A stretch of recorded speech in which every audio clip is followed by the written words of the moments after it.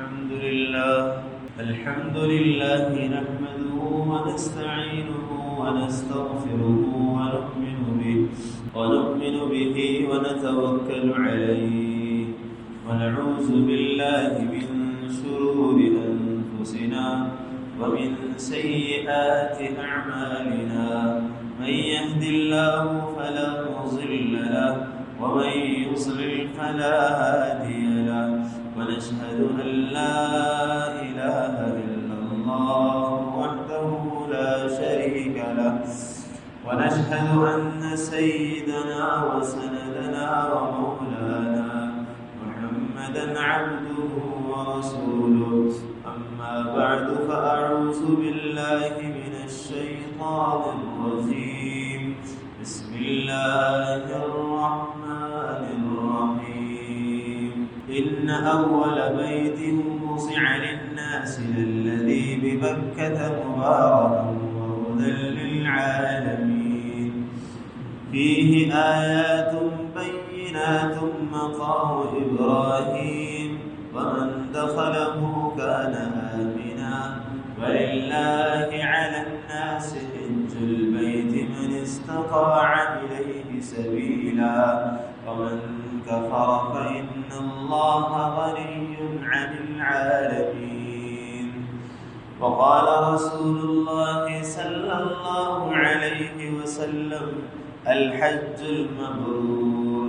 ليس له جزاء إلا الجنة أو كما قال عليه الصلاة والسلام آمنت بالله صدق الله مولانا العظيم وصدق رسوله النبي الكريم ونحن على ذلك من الشاهدين والشاكرين والحمد لله رب العالمين اللهم صل على سيدنا ومولانا محمد وعلى آل سيدنا ومولانا محمد وبارك وسلم اللهم صل على محمد كما تحب وترضى له اللهم صل على محمد كما هو أهله ومستحقه واجب الاحترام قابل التكريم مزيد اللہ تبارک و تعالی نے مسلمانوں پر کچھ احکامات فرض کیے ہیں جیسے کہ نماز ہے، روزہ ہے، حج ہے، زکوٰۃ ہے۔ انہی احکامات میں سے ایک حکم حج بھی ہے۔ حج چونکہ صرف اور صرف اس کی جگہ مخصوص ہے، وہ بیت اللہ اور اس کے ارد گرد مقامات میں ادا کیا جاتا ہے، اور اس کے ایام بھی مخصوص ہیں۔ اللہ کے رسول علیہ السلام نے وضاحت فرمائی، اللہ نے فرمایا الحج اشہر معلومات، حج کے مہینے متعین ہیں۔ ساتھ ساتھ فرمایا کہ شوال و ذوالقعدۃ و ذوالحجہ، شوال، ذوالقعدہ اور ذوالحجہ حج کے مہینے ہیں۔ ان ایام میں انسان حج کی تیاری کر کے حج کو جائے، اور حج کل 5 دنوں پر مشتمل ہوتا ہے۔ حج کے سارے ارکان، ساری چیزیں 5 دنوں کے اندر ہیں، اس کے علاوہ نہیں ہے۔ تو اس اعتبار سے حج کا معاملہ چونکہ وہ صرف اور صرف جگہ، وقت، ہر چیز کے اعتبار سے وہ مخصوص ہے، اور اس موقع پر جبکہ جمادی الاول کا مہینہ چل رہا ہے اور انگریزی اعتبار سے نومبر کا مہینہ چل رہا ہے، تو حج کی کوئی مناسبت نہیں ہے کہ اس موقع پر حج کا موضوع، حج کا عنوان بیان کیا جائے۔ مگر بات یہ ہے ہمارے ہاں چونکہ 18 نومبر سے حکومت پاکستان نے اعلان کیا ہے کہ حج کی درخواستیں جمع ہونا شروع ہوں گی، جو کچھ روز تک چلتی ہیں۔ تو چونکہ ذی القعدہ میں یا ذی الحجہ میں حج کو بیان کیا جائے اور کسی مسلمان کے دل میں اس وقت یہ بات آ جائے کہ میرے حق پر حج فرض ہے اور مجھے حج کرنا ہے، تو اس وقت تو وہ حج کو نہیں جا سکتا، چونکہ اس کے پاس تیاری تو غرض ہے مگر جانے کی اور دیگر اسباب کی تیاری نہیں ہے، ویزا نہیں ہے، پاسپورٹ اگر تیار نہیں ہے، ویزا نہیں لگا اور جہاز کے ٹکٹ نہ ہوئے تو جانے کے امکانات ہی نہیں پائے جاتے۔ تو اس کے اعتبار سے چونکہ آج 15 نومبر ہے اور پیر سے تقریباً اس کی حج کی درخواستوں کی ابتدا ہو جائے گی، اس مناسبت سے جن لوگوں پر حج فرض ہے وہ ان باتوں کو سیکھیں اور سمجھیں، اللہ ان کے دلوں میں حج کی فرضیت اور اس کی اہمیت کو ڈال دیں تاکہ اس اعتبار سے وہ اپنے حج کی تیاریاں کر سکیں۔ سب سے پہلی چیز یہ ہے کہ ان اول بیت وضع للناس، سب سے پہلا وہ گھر وضع للناس جو لوگوں کے لیے بنایا گیا، للذی ببکہ، وہ بکہ کے اندر یعنی مکہ کے اندر ہے، اور ساتھ ساتھ فرمایا وہدی للعالمین، اور اس میں جہان والوں کے لیے ہدایت ہے۔ مسلمانوں کا اور یہودیوں کا اس متعلق کچھ اختلاف ہوا۔ یہودی نے کہا کہ بیت المقدس افضل ہے اور مسلمانوں کا نظریہ یہ ہے کہ بیت المقدس کے بجائے بیت اللہ افضل ہے۔ جو فضیلتیں، جو فضائل اور جو اولیت بیت اللہ کو حاصل ہے وہ بیت المقدس کو نہیں ہے، اور یہ بات مسلم ہے۔ اور بیت المقدس بعد میں بنایا گیا ہے، وہ بھی حضرت ابراہیم علیہ السلام کے بعد، اور اس کی ابتدا کچھ اس طرح سے ہے کہ اللہ نے فرمایا ان اول بیت وضع للناس، لوگوں کے لیے عبادت کے لیے جو پہلا گھر بنایا گیا وہ مکہ کے اندر ہے۔ اللہ تبارک و تعالیٰ نے جب یہ دنیا صرف زمین تھی، زمین پانی تھا، زمین کا وجود نہیں تھا، تو بیت اللہ کی جگہ پر ایک سفید بلبلہ رہتا ہے، وہ زمین کا وسط ہے، وہ اللہ نے اس کو سفید رکھا تھا۔ جب اللہ تبارک و تعالیٰ نے زمین کو پھیلانے کا ارادہ کیا اور دنیا کو وجود میں لانے کا ارادہ فرمایا تو اللہ نے اس بلبلے کو اٹھایا، وہ پھٹا اور پھر وہاں سے زمین پھیلنا شروع ہوئی، اور پوری دنیا میں جہاں تک اللہ کو زمین بچھانی تھی اللہ نے بچھائی، اور پھر جب زمین ڈولنے لگی تو اللہ تبارک و تعالیٰ نے کیلوں کی طرح پہاڑوں کو گاڑا تاکہ زمین تھم جائے، رک جائے، چونکہ زمین اب بھی پانی پر ہی ہے اور اس کا تہائی حصہ پانی ہی ہے دنیا کا، اور زمین جو پھیلی ہوئی ہے اس کے نیچے پانی ہی ہے۔ آج بھی ہم بورنگ کرا کر کے کنویں کھود کر زمین سے پانی لیتے ہیں، تو اللہ نے خزانے کے طور پر بھی زمین میں پانی ہی رکھا ہے۔ تو زمین آج بھی، اور عبداللہ ابن سلام کی بہت سی آیات جو ان کی نشانیاں جو انہوں نے اللہ کے رسول سے سوال کیا، اس کے اندر بہت ساری چیزیں ہیں کہ زمین کس پہ کھڑی ہے۔ انہوں نے فرمایا کہ پانی ہے، پانی کے اوپر ہوا ہے، ہوا کے اوپر پتھر ہے، اس پتھر پر ایک بیل ہے، اس بیل کے کئی سینگیں ہیں، اور اس ایک سینگ پر زمین کو کھڑا کیا ہے، اور جب وہ تھوڑا سا ہلاتا ہے تو زمین کے اندر زلزلہ پیدا ہوتا ہے۔ اس طرح کے سوالات عبداللہ ابن سلام رضی اللہ تعالیٰ عنہ نے اللہ کے رسول سے کیے تھے، جس کے جواب میں اللہ کے رسول نے یہ باتیں ارشاد فرمائی تھی۔ بہرحال زمین آج بھی پانی پر ہی ہے۔ تو فرماتے ہیں کہ اللہ تبارک و تعالیٰ نے عرش کے نیچے آسمانوں میں ایک گھر تعمیر کروایا ہے جس کا نام بیت المعمور۔ جو فرشتے آسمانوں پر ہیں وہ اس کا طواف کرتے ہیں،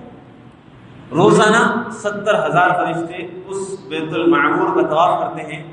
جو ایک مرتبہ طواف کر لیتا ہے قیامت تک اس کی باری نہیں آتی، جو ایک دفعہ اس کا طواف کر لیتا ہے قیامت تک ان فرشتوں کی باری نہیں آتی۔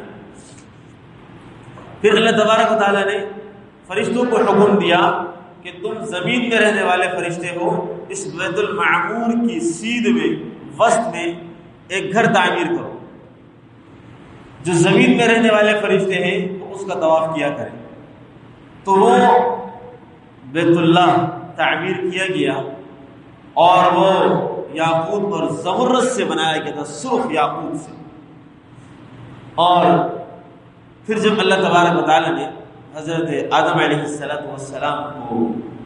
دنیا میں بھیجا، اور پھر جب حضرت آدم علیہ السلام نے بیت اللہ کا طواف کیا تو فرشتوں نے ان سے کہا کہ آج تم نے اس کا حج کیا ہے اور ہم 2000 سال پہلے سے اس کا طواف کر رہے ہیں۔ تو اس زمین کے وجود میں آنے کے بعد لوگوں کی دنیا میں پھیلنے سے پہلے اور پیدا ہونے سے پہلے زمین پر جو گھر بنایا گیا عبادت کے لیے وہ بیت اللہ۔ تو اولیت اللہ نے فرمایا نا خود ان اول بیت وضع للناس، سب سے پہلا جو گھر بنایا گیا لوگوں کی عبادت کے لیے، ہاں للذی بمکہ، وہ مکہ کے اندر ہے۔ اور یہ اولیت افضلیت کہ پہلا گھر ہے اور دنیا کے وجود میں آنے سے پہلے بنا دیا گیا ہے اور فرشتے اس کا طواف کرتے ہیں۔ پھر حضرت نوح علیہ السلام کے طوفان میں اللہ نے اس کو اٹھا لیا۔ پھر اس کی دوسری تعمیر حضرت ابراہیم علیہ السلام نے کی۔ دوسری تعمیر حضرت ابراہیم علیہ السلام نے کی ہے، وہ اس طریقے سے کہ جب آپ کو حکم ہوا کہ آپ اپنے بیٹے اور اپنی بیوی کو ویرانے اور بیابانے میں چھوڑ کر آئے، تو جب انہوں نے اپنی بیوی اور بچوں کو حضرت جبریل علیہ السلام کے ساتھ آ کر کے جس مقام پہ اللہ کو ٹھہرانا تھا صفا اور مروہ کے درمیان، آپ نے اپنے بیوی بچوں کو وہاں چھوڑا اور وہاں سے روانہ ہوئے، اور روانہ ہونے کے بعد پہاڑ کی اونٹ لی، پہاڑ کا سائیڈ لیا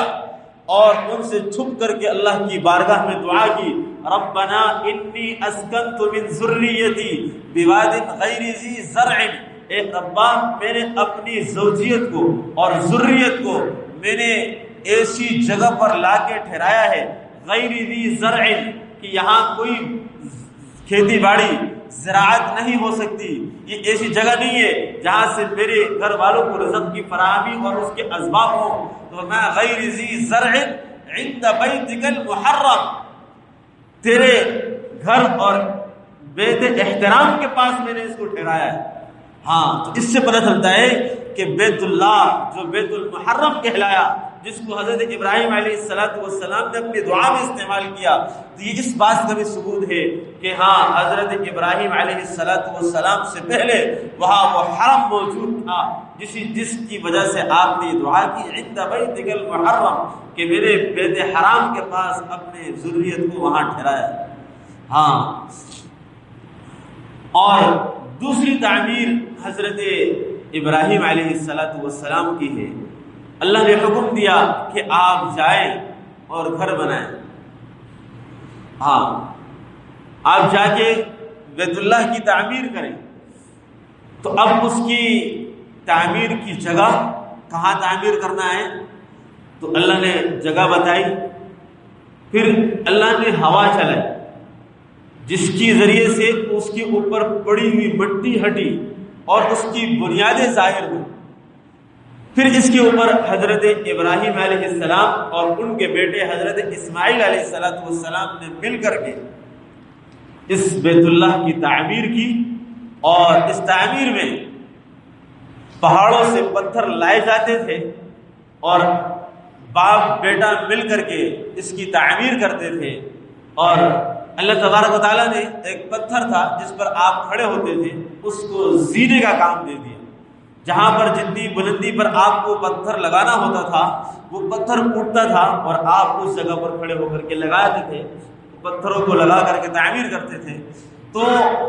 جس پتھر پر آپ نے کھڑے ہو کر کے تعمیر کی ہے، اللہ نے اس پتھر کو بھی محفوظ رکھا۔ وہ مقام ابراہیم میں وہی پتھر موجود ہے جس پر حضرت ابراہیم علیہ السلام نے کھڑے ہو کر کے بیت اللہ کی تعمیر کی۔ ہاں، اور پھر اس کے بعد جب تعمیر ہوئی تو تعمیر ہونے کے بعد اللہ نے حضرت ابراہیم علیہ السلام کو حکم دیا وَأَذِّن فِي النَّاسِ، لوگوں میں اس کا اعلان کریں۔ پوچھا کہ یا ربا، یہاں تو لب و دب بیابان، پہاڑ، صحرا، ریگستان، انسان ذات کا وجود نہیں، کس کو اعلان کرو؟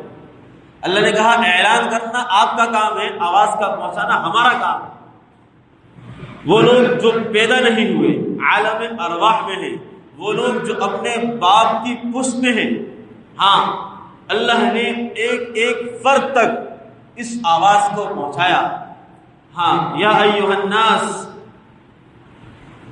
اتخذ بیتکم ربا، تمہارے رب نے ایک گھر تعمیر کرایا ہے، فحجوہ، اس کا حج کرو۔ تو فرمایا کہ جن لوگوں کے لیے اللہ تبارک و تعالیٰ نے حج کرنا اور وہاں کی حاضری دینا ان کی سعادت میں لکھ دیا، تو اتنی مرتبہ تلبیہ لبیک اللہم لبیک پڑھ لیا،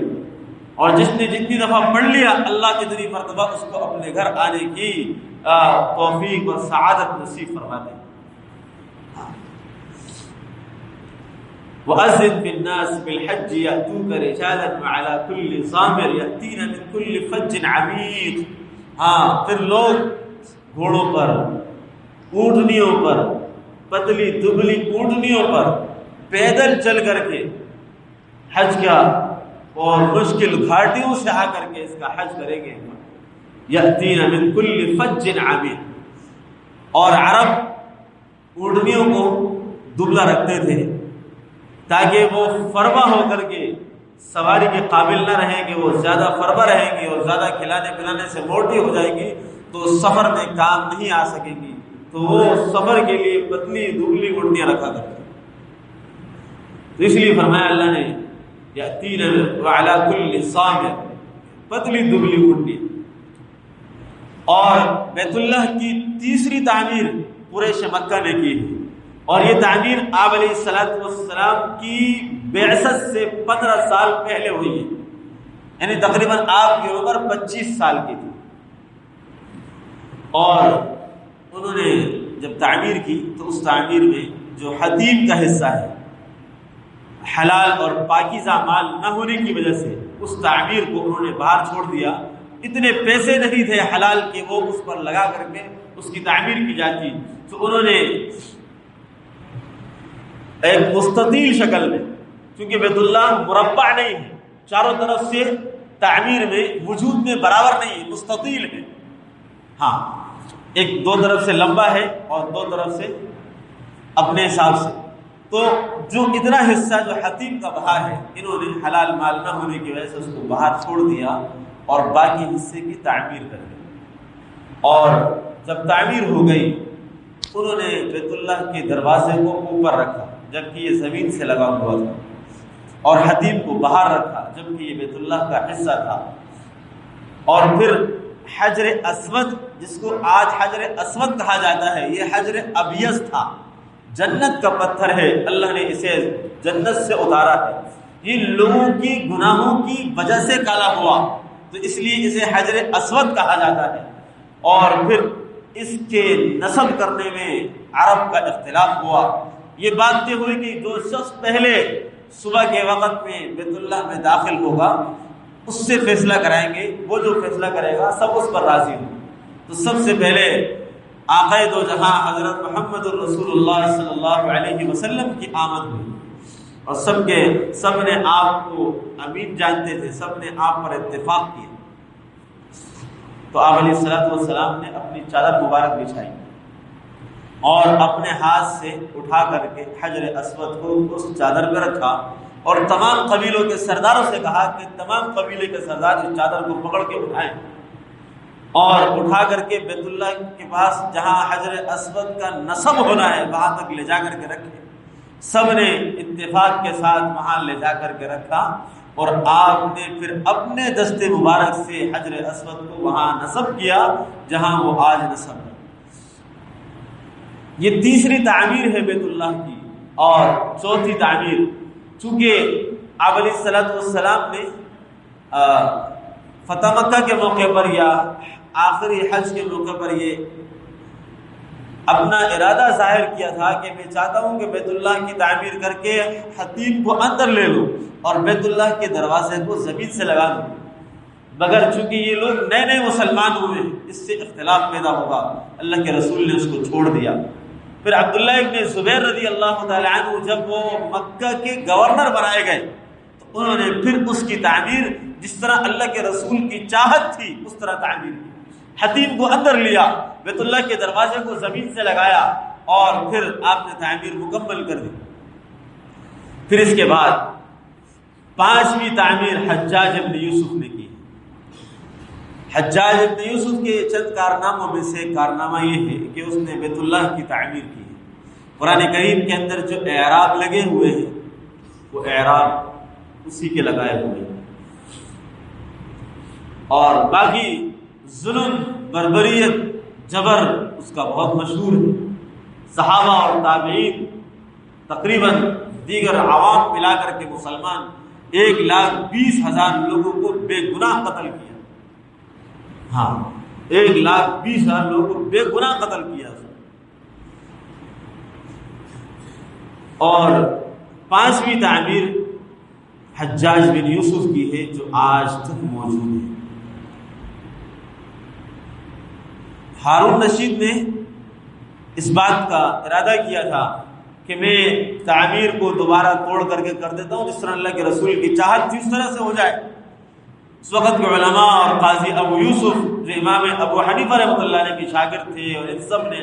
منع کیا کہ آپ اس کی تعمیر نہ کریں اور اس کو نہ توڑیں، ورنہ پھر بعد میں آنے والے تمام خلفاء کے ہاتھوں کا کھلونا بن جائے گا۔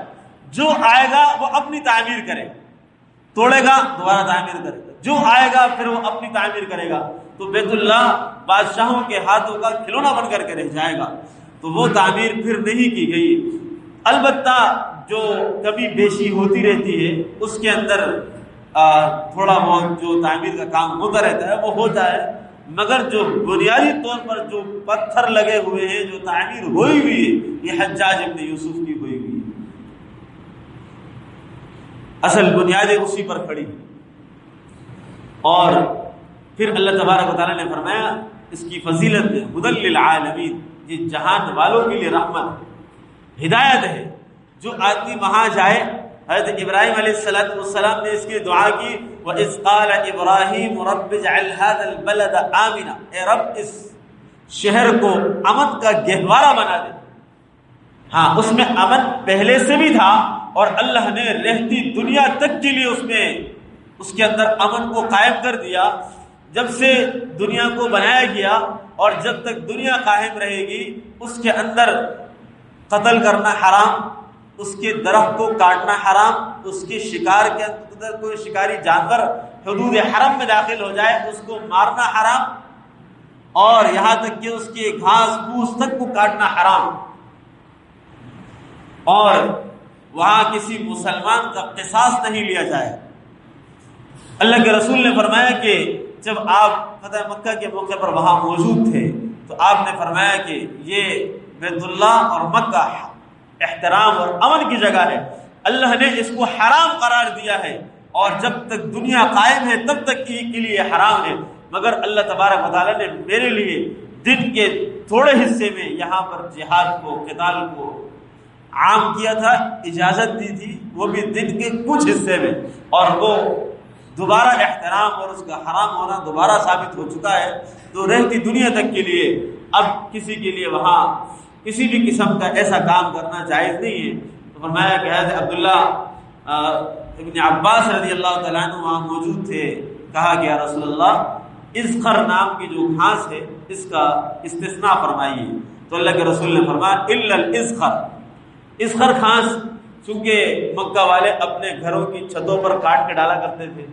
سائے کے لیے، اور سونار لوگ وہ اپنے کام کاج میں جو ان کے ضروریات میں ہوتی ہے اس کے لیے استعمال کرتے تھے، تو اللہ کے رسول نے اس خر گھاس کے لیے اجازت دے دی کہ یہ کاٹی جا سکتی ہے۔ تو جو فضائل اس اعتبار سے حرم کو حاصل ہے، پھر جو نماز کا ثواب ہے، 1,00,000 نماز کا ثواب، امن مل جانا، جہان والوں کے لیے ہدایت کا ہونا اور امن ہونا، اور فرمایا کہ دعا کی تھی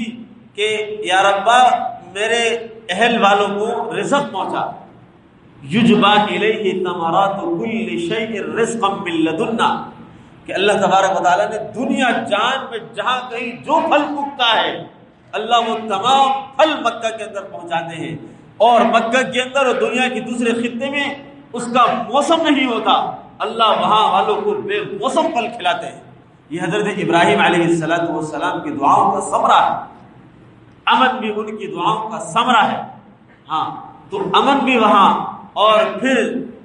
نمازوں کا ثواب بھی زیادہ وہاں، اور پھر وہاں جو اللہ تبارک و تعالیٰ رزق پھل عطا فرمائے ہیں، تو یہ تمام کے تمام چیزیں اولیت افضلیت کے اعتبار سے جو چیزیں بیت اللہ کو حاصل ہیں وہ بیت المقدس کو حاصل نہیں۔ بیت المقدس کی تعمیر چونکہ بعد میں ہوئی ہے، حضرت ابراہیم علیہ السلام کے بعد ہوئی ہے، اس کا وجود اس کے بعد ہے، تو جو افضلیت یہود کہتے تھے کہ بیت المقدس افضل ہے، اور مسلمانوں نے کہا کہ بیت اللہ افضل اور مقدس ہے، تو اللہ تبارک و تعالیٰ نے چند چیزوں سے قرآن کریم کی اس آیات سے یہ معلوم ہوتا ہے کہ بیت اللہ افضل ہے، اور اس کی اولیت افضلیت سب قرآن سے اور اللہ کے رسول سے احکامات سے ثابت ہے۔ حج کا عنوان میں نے آپ کو بتانا تھا کہ پہلے بھی شروع میں عرض کیا کہ اس کو بیان کرنے کا مقصد یہ ہے کہ حج چونکہ ذی القعدہ میں ہمارے ہاں سے فلائٹیں شروع ہوتی ہیں، اور حج کے ایام اور موسم شوال، ذی القعدہ اور ذی الحجہ ہیں، اور خصوصاً حج کے 5 ایام ہیں جن میں حج کیا جاتا ہے، اور اس کے لیے جگہ بھی مخصوص بیت اللہ ہے، اور عرفات، مزدلفہ اور مینا، اور اس طریقے سے بیت اللہ کی جگہ متعین ہے، اور دن بھی ایام 5 دن متعین ہے، اس کے علاوہ حج اور نہیں ہوتا۔ مگر چونکہ مقصد یہ ہے اس وقت حج کے اور بیت اللہ کی تمام چیزوں کو بیان کرنے کا کہ ہماری حکومت نے 18 نومبر سے حج کی درخواستیں جمع کرانے کا اعلان کیا، حج کی درخواستیں وصول کی جائیں گی، تو جن لوگوں پر حج فرض ہے تو وہ لوگ ابھی سے تیاری کریں۔ تیاری کا وقت شوال ذی القعدہ میں نہیں ہے کہ آپ اس وقت پاسپورٹ بنائیں گے، اس وقت آپ کو ویزا ملے گا، اس وقت آپ کی فلائٹ ہوگی، وہ تمام کام ابھی سے ہوں۔ تو جن لوگوں پر حج فرض ہے ان کو ابھی سے تیاری کرنی ہے، درخواستیں ابھی سے جمع کرانی ہے، اس کے لیے تمام چیزیں ابھی سے کرنی ہے۔ تو جن کو اللہ نے وسعت دی ہے اور حج کی فرضیت ان کے اوپر ثابت ہے تو وہ لوگ حج کی تیاری کا اہتمام کریں۔ اللہ عمل کی توفیق نصیب کرے۔